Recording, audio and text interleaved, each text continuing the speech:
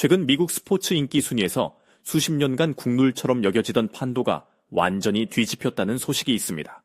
미국인들의 자부심이자 국기라고까지 불리던 야구가 드디어 3위 자리에서 밀려났는데요. 이 놀라운 현상을 한 한국 팬의 예리한 시선으로 분석한 글을 통해 깊이 파고들어 보겠습니다. 오늘 이야기는 단순히 축구가 야구를 이겼다는 스포츠 뉴스 단신으로 끝나지 않을 것입니다. 이 사건이 어떻게 한국의 슈퍼스타 손흥민 선수와 연결되고 또 다른 아시아의 거인인 오타니 쇼헤이와의 라이벌 구도로 포장되는지 그 흥미로운 이면을 들여다볼 텐데요. 그 과정에서 언론이 사건을 어떤 틀로 보여주는지, 그리고 또 그 틀에 팬들의 마음이 어떻게 반응하는지를 함께 살펴보는 것이 오늘 분석의 진짜 재미가 아닐까 싶습니다. 언론의 프레임과 팬덤 심리, 정말 흥미로운 관점이 아닐 수 없습니다. 그렇다면 이 현상의 시작점이 된 데이터부터 한번 살펴볼까요? 도대체 미국에서 무슨 일이 있었던 걸까요? 시작은 이코노미스트의 설문조사였고 이를 폭스 스포츠가 인용하면서 크게 알려졌습니다. 결과를 보면 미국 내 스포츠 팬 선호도에서 축구가 10%를 얻었고 반면에 야구는 9%에 그쳤습니다. 물론 미식 축구와 농구가 압도적인 1, 2위인 건 변함이 없지만 바로 이 3위 자리가 뒤바뀐 것입니다. 고작 1% 차이인데 이게 그렇게까지 큰 의미가 있는 것일까요? 언뜻 들으면 그냥 오차 범위 내의 작은 변화 아닌가 싶기도 합니다. 바로 그 지점이 중요합니다. 이 글의 필자는 그 1%의 차이가 단순한 숫자가 아니라고 봅니다. 이건 미국 문화의 거대한 지각 변동을 알리는 상징적인 순간이라고 말합니다. 미국에서 야구가 어떤 의미를 가졌는지 생각해보면 이해가 좀 쉬울 것입니다. 야구는 그냥 인기 많은 스포츠, 그게 아니었거든요. 거의 미국의 정신, 미국의 혼, 이런 느낌이었죠. 맞습니다. 거의 종교에 가까운 문화적 상징이었습니다. 영화만 봐도 미국인들 삶 속에 야구가 얼마나 깊숙이 자리 잡고 있는지 느껴지지 않습니까? 아버지랑 아들이 캐치볼하는 그런 장면들이요. 그런 야구가 한때 미국에서 미래감 없는 스포츠라고 조롱까지 받았던 축구에게 자리를 내줬다는 것입니다. 정확합니다.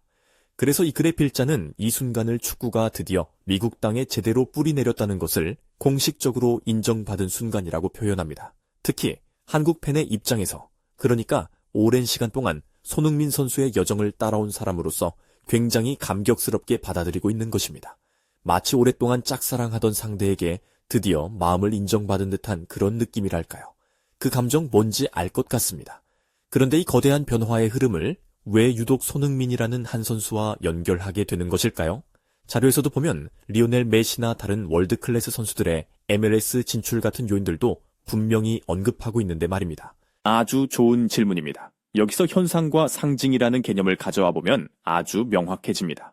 말씀하신 대로 미국 내 축구의 인기 상승은 히스패닉계 인구 증가라든지 젊은 세대의 취향 변화, 유럽 리그의 성공적인 미디어 전략 같은 수많은 요인들이 겹쳐서 만들어낸 복합적인 현상입니다. 절대로 한 명의 선수 덕분이다. 이렇게 말할 수는 없죠. 하지만 사람들은 복잡한 것을 싫어하니까요. MLS의 성공은 Z세대의 미디어 소비 습관 변화에 따른 복합적 결과물이다. 이렇게 말하는 것보다 그냥 어떤 영웅이 해냈다. 이게 훨씬 더 직관적이고 강력하게 와닿는다는 말씀이군요. 바로 그겁니다.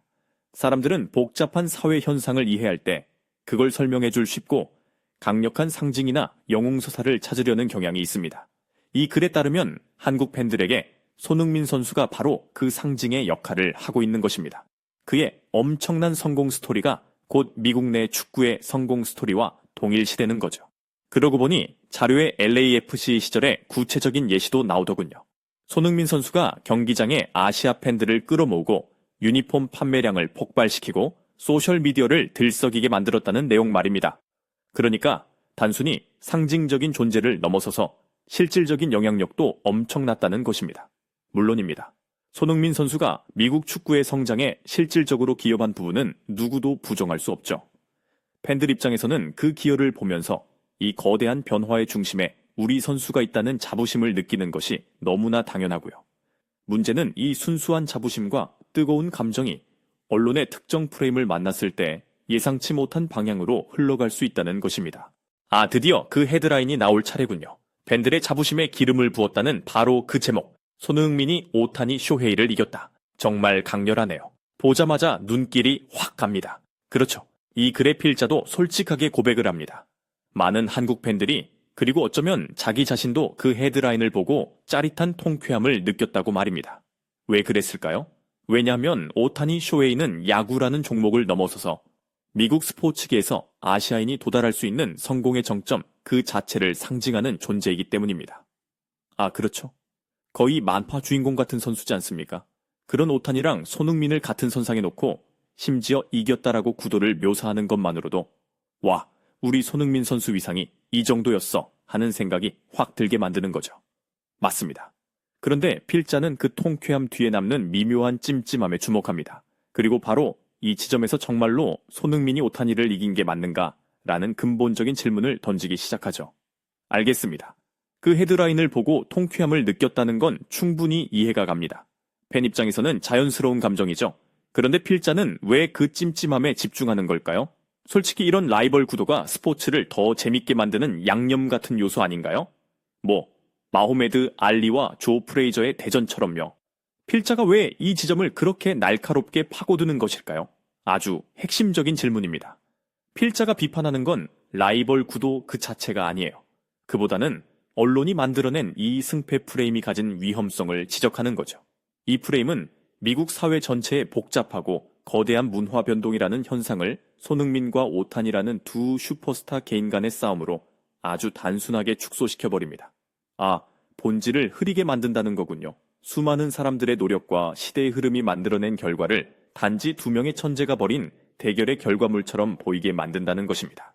정확합니다. 사람들의 감정을 자극하고 클릭을 유도하기에는 더없이 효과적인 방법이지만 그 과정에서 진짜 중요한 맥락들은 다 사라져버리는 겁니다. 그리고 필자는 한 걸음 더 나가서 이 프레임이 가진 정말 허를 찌르는 역설을 짚어냅니다. 역설이요? 어떤 역설이죠? 필자는 손흥민이 오타니를 이겼다는 이 프레임이 오히려 오타니의 거대한 존재감을 역설적으로 더 강력하게 증명해주고 있을 수 있다고 지적해요. 와, 그 지적은 정말 허를 찌르네요. 잠깐만요. 다시 생각해보니 정말 그렇네요. 손흥민의 위대함을 말하기 위해서 오타니를 기준으로 계속 소환해야 한다는 거잖아요. 네. 우리가 넘어야 할 산으로 오타니를 설정하는 순간 그 산이 얼마나 높은지를 스스로 인정하는 셈이 되는 거군요.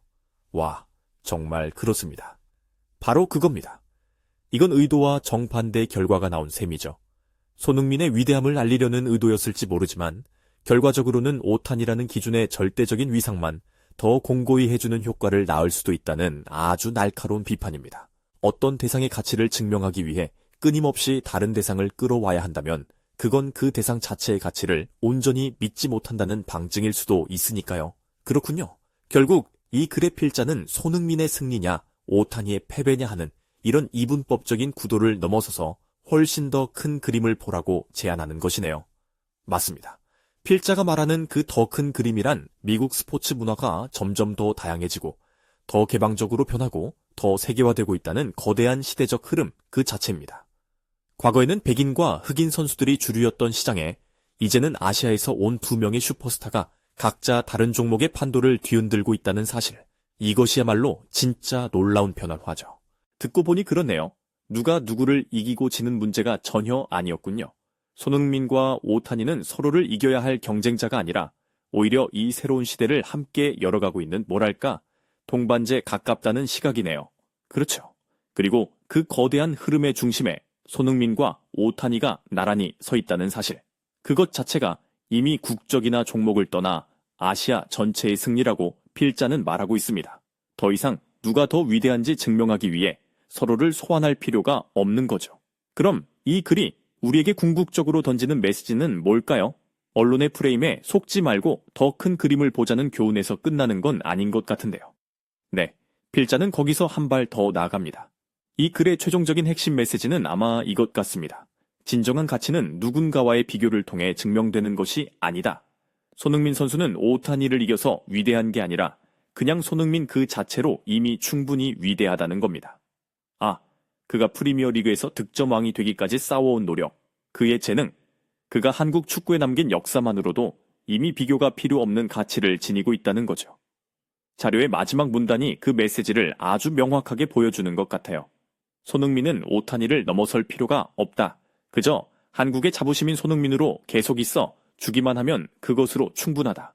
이 문장을 읽는데 뭉클해지더군요. 자극적인 승패 구도에 매몰되지 않고 한 선수 개인의 고유한 가치를 있는 그대로 존중하는 것이야말로 더 성숙한 팬의 자세라는 이야기겠죠. 맞습니다. 팬으로서 내가 응원하는 선수가 최고라는 자부심을 느끼고 싶은 마음, 그거 너무나 자연스럽고 소중한 감정입니다. 하지만 그 자부심을 증명하기 위해 굳이 다른 위대한 선수를 끌어내려서 비교할 필요는 없다는 거죠.